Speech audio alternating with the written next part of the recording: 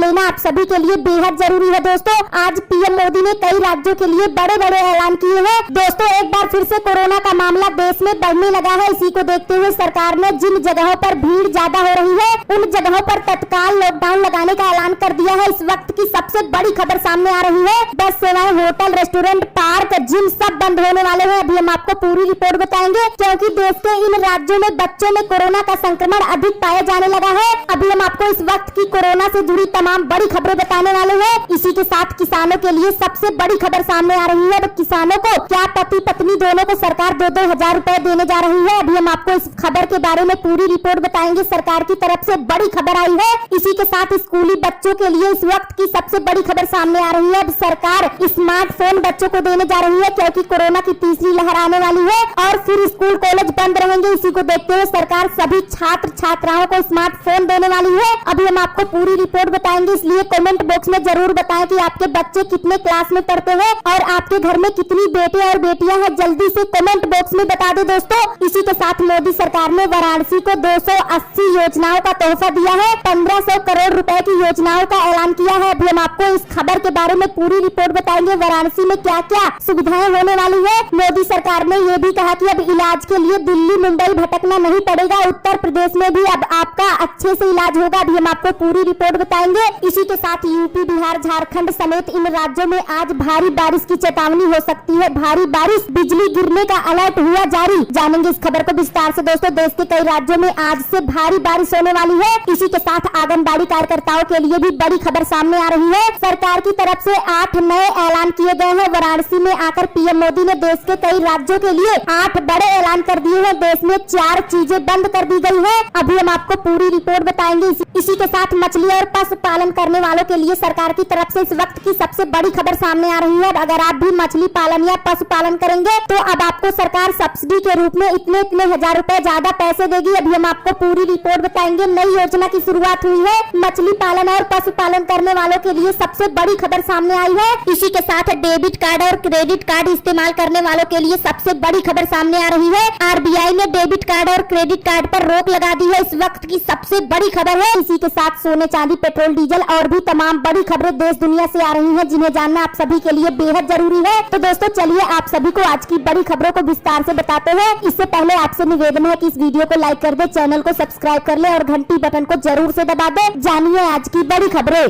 पहली बड़ी खबर, देश में कोरोना संक्रमितों की संख्या में फिर से उछाल। 24 घंटे में 41,806 नए मामले आए सामने, 581 लोगों की मौत। वह अगली बड़ी खबर, फिर बढ़ने लगा सरसों तेल व रिफाइंड का भाव। 3 दिन में इतना बढ़ गए हैं दाम। जी हाँ दोस्तों, आपको बता दें कि सरसों तेल, रिफाइंड के साथ साथ दाल का भाव एक बार फिर से चढ़ने लगा है। 3 दिनों में सरसों तेल के दाम में 5 रुपए और रिफाइंड के दाम में 4 रुपए प्रति लीटर बढ़ोतरी हुई है। दाल की कीमत में प्रति किलोग्राम 5 रुपए की बढ़ोतरी की गई है। पैक्ड सरसों तेल फुटकर में 168 रुपए से 170 रुपए तथा रिफाइंड 155 रुपए प्रति लीटर बिक रहा है। वहीं अरहर दाल 95 रुपए से बढ़कर 100 रुपए किलो हो गई है। चना, मसूर और मूंग की दाल के दाम में भी 2 से 5 रुपए किलो तक की बढ़ोतरी हुई है। वहीं अगली बड़ी खबर, देश के लिए आई सबसे बुरी खबर, इस राज्य में 20 बच्चे हुए कोरोना पॉजिटिव। जी हाँ दोस्तों, आपको बता दें कि स्वास्थ्य और परिवार कल्याण सेवाओं के निदेशक एस मोहन कुमार ने कहा कि पुडुचेरी में 20 बच्चों को कोरोना हो गया है। बीते दिन उन सभी को इलाज के लिए हॉस्पिटल में एडमिट कराया गया था। कोरोना से पीड़ित बच्चों को कादिर कमम के इंदिरा गांधी सरकारी मेडिकल कॉलेज अस्पताल में भर्ती कराया गया। कुमार ने पीटीआई भाषा को बताया कि उनकी उम्र का ब्यौरा जुटाया जा रहा है। आपको बता दें कि कोरोना संक्रमण अभी टला नहीं है, लेकिन जिसको हुआ और ठीक हो गया उनके लिए थोड़ा दिक्कत सुनने में मिल रहा है। जैसे कि कोरोना संक्रमण से उबरने के 2-3 महीने तक इस तरह की तकलीफ देखने को मिल रही है। दूसरी लहर के बाद अब भारत में तीसरी लहर का खतरा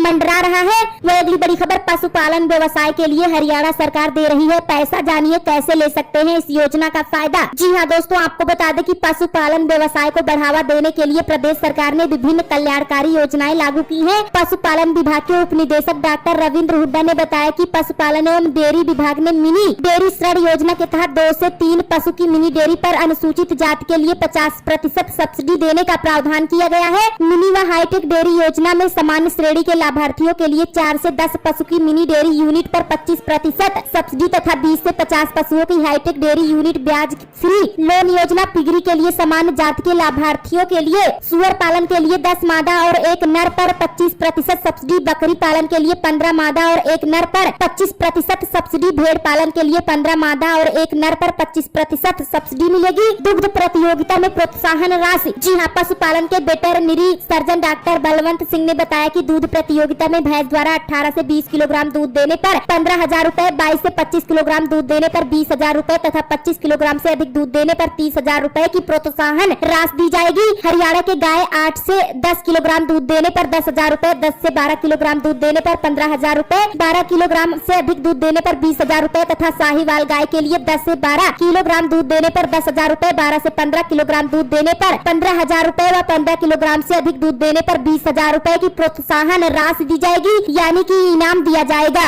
वह अगली बड़ी खबर, बनारस में बोले पीएम मोदी, अब इलाज के लिए नहीं जाना होगा मुंबई या दिल्ली। जी हाँ दोस्तों, आपको बता दें कि प्रधानमंत्री नरेंद्र मोदी ने बीते दिन अपने संसदीय क्षेत्र वाराणसी के दौरे में थे। वहाँ पर पीएम मोदी ने बीते दिन 1500 करोड़ रुपए की योजनाओं का शिलान्यास किया। प्रधानमंत्री मोदी ने अपने दौरे पर बहुचर्चित रुद्राक्ष कन्वेंस सेंटर का उद्घाटन किया, जिसे भारत और जापान ने मिलकर तैयार किया है। इसके अलावा BHU में चाइल्ड हेल्थ यूनिट, गंगा रोरो सर्विस समेत अन्य योजनाओं की शुरुआत की है। पीएम मोदी ने कहा कि आज काशी के विकास से जुड़े 1500 करोड़ रुपए से अधिक के प्रोजेक्ट का शिलान्यास और लोकार्पण करने का अवसर मुझे मिला है। बनारस के विकास के लिए जो कुछ भी हो रहा है वो सब कुछ महादेव के आशीर्वाद और बनारस की जनता के प्रयास से हो रहा है। उन्होंने कहा कि मैं काशी के अपने साथियों का, यह शासन प्रशासन से लेकर कोरोना योद्धाओं की संपूर्ण टीम का विशेष रूप से आभारी हूँ। आपने दिन रात जुटाकर जिस प्रकार काशी में व्यवस्थाएं खड़ी की है वे बहुत बड़ी सेवाएं हैं। यूपी की तरफ से पीएम मोदी ने कहा कि आज उत्तर प्रदेश पूरे देश में कोरोना की सबसे ज्यादा टेस्टिंग करने वाला राज्य है।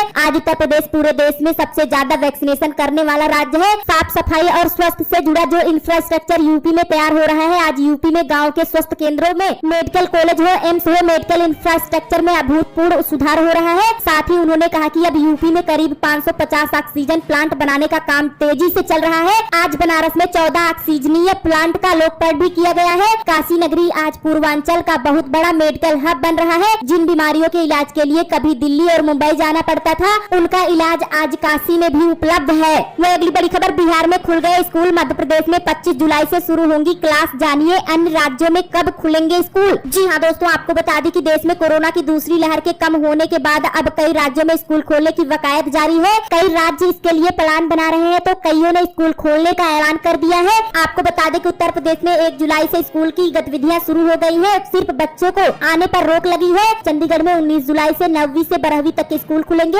हालांकि अभिभावकों की मंजूरी के बाद ही बच्चों को स्कूल आने की अनुमति मिलेगी। पुडुचेरी में 9वीं 12वीं के स्कूल आज से खुल गए हैं। वहीं महाराष्ट्र में 8वीं से 12वीं तक की कक्षा बीते 15 जुलाई से ही खुल गई है। आंध्र प्रदेश सरकार आज से स्कूलों को खोलेगी। कर्नाटक में 19 जुलाई से स्कूलों को दोबारा खोला जा रहा है। गुजरात में चरणबद्ध तरीके से स्कूल खोलने का फैसला किया गया है। जाहिर है कि देश में कोरोना के खतरे को देखते हुए स्कूलों को बंद कर दिया गया था, लेकिन अब कोरोना की दूसरी लहर थमने के बाद कई राज्यों ने पाबंदियों में छूट दे दी है और स्कूल कॉलेज खुलने लगे हैं। बच्चों की पढ़ाई बाधित न हो, इसके लिए ऑनलाइन क्लास भी ली जा रही है। वह अगली बड़ी खबर, RBI ने मास्टर कार्ड पर लगाई रोक, बैंक नहीं जारी कर पाएंगे मास्टर डेबिट और क्रेडिट कार्ड। अब क्या होगा करोड़ों ग्राहकों का। जी हाँ दोस्तों, आपको बता दें कि केंद्रीय बैंक RBI ने बैंकों और माइक्रो फाइनेंस कंपनियों द्वारा नए डेबिट और क्रेडिट कार्ड जारी करने को लेकर बीते दिन बड़ा फैसला लिया है। RBI ने मास्टर कार्ड जारी करने पर रोक लगा दी है। अब बैंक नए या पुराने ग्राहकों को मास्टर डेबिट और क्रेडिट कार्ड जारी नहीं कर पाएंगे। RBI का यह फैसला 22 जुलाई से लागू होगा। दरअसल बैंकों की ओर से जो डेबिट और क्रेडिट कार्ड जारी किए जाते हैं, उसे कंपनियां बनाती है। इन्हीं में से एक है master Asia Pacific PTE limited. Master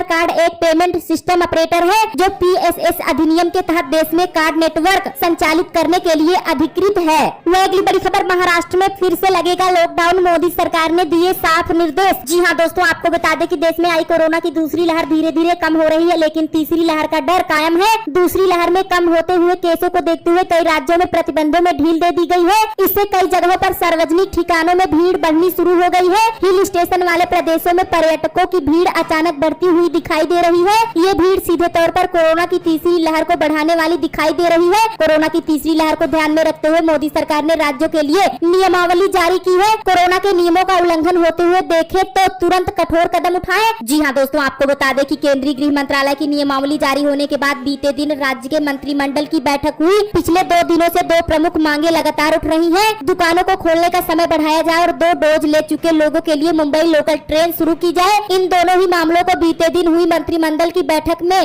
कोई फैसला नहीं लिया गया। स्वास्थ्य मंत्री राजेश टोपे ने यह जानकारी दी है। जी हां, केंद्र सरकार द्वारा राज्यों के लिए जारी की गई नियमावली में यह कहा गया है कि अगर किसी परिसर, बाजार या सार्वजनिक ठिकाने में कोरोना से जुड़े प्रतिबंधात्मक नियमों का पालन नहीं हो रहा है तो वहां कठोर प्रतिबंध लगाए जाए। हो सके तो पूरी तरह से वहां लॉकडाउन लागू किया जाए। वह अगली बड़ी खबर, यूपी सरकार आंगनबाड़ी कार्यकर्ताओं को देगी स्मार्टफोन, ये है इस योजना का मकसद। जी हाँ दोस्तों, आपको बता दें कि उत्तर प्रदेश सरकार ने हाल ही में प्रदेश भर के आंगनबाड़ी कर्मचारियों को डिजिटली जोड़ने के लिए एक बेहद खास योजना का ऐलान किया है। इस योजना के तहत सरकार प्रदेश की 4 लाख आंगनबाड़ी कार्यकर्ताओं को स्मार्टफोन देगी। इस योजना का मकसद आंगनबाड़ी कार्यकर्ताओं को तकनीकी से लैस करना और इंटरनेट के दौर में उन्हें दुनिया के साथ कदम से कदम मिलाकर चलना सिखाना है। राज्य में कोरोना को नियंत्रित करने के लिए आंगनबाड़ी कार्यकर्ताओं की अहम भूमिका रही है। ऐसे में इस कदम से आंगनबाड़ी कार्यकर्ताओं को काम करने में और सुविधा होगी और योजनाओं के क्रियान्वयन में ज्यादा पारदर्शिता आएगी। वह अगली बड़ी खबर, पीएम किसान सम्मान निधि योजना, क्या पति और पत्नी दोनों को मिलेगा पीएम किसान योजना का लाभ? जाने किसानों से जुड़ी बड़ी खबर। अक्सर ये प्रश्न उठता है कि क्या पति पत्नी दोनों पीएम किसान सम्मान निधि योजना का लाभ उठा सकते हैं? इसका उत्तर है नहीं। अगर ऐसा कोई करता है तो उससे सरकार रिकवरी करेगी। अगली बड़ी खबर, केंद्र सरकार ने राज्यों को दी बड़ी चेतावनी, अगर लोग नहीं मान रहे हैं तो कोरोना लॉकडाउन फिर से करे लागू। बिहार, झारखंड, दिल्ली समेत कई राज्यों में अलग अलग स्थानों पर भारी बारिश की संभावना, वज्रपात की चेतावनी। UP board result 2021, UP board परीक्षाओं के परिणाम हुए तैयार, इसी हफ्ते जारी होंगे रिजल्ट। बंगाल में 30 जुलाई तक बढ़ाई गई लॉकडाउन जैसी पाबंदियां, हफ्ते में 5 दिन ही चलेगी मेट्रो। कांवड़ यात्रा के लिए नए नियम हुए लागू, हरिद्वार आने पर 14 दिन क्वारंटाइन में रखेगी पुलिस, वाहन भी होगा जब्त।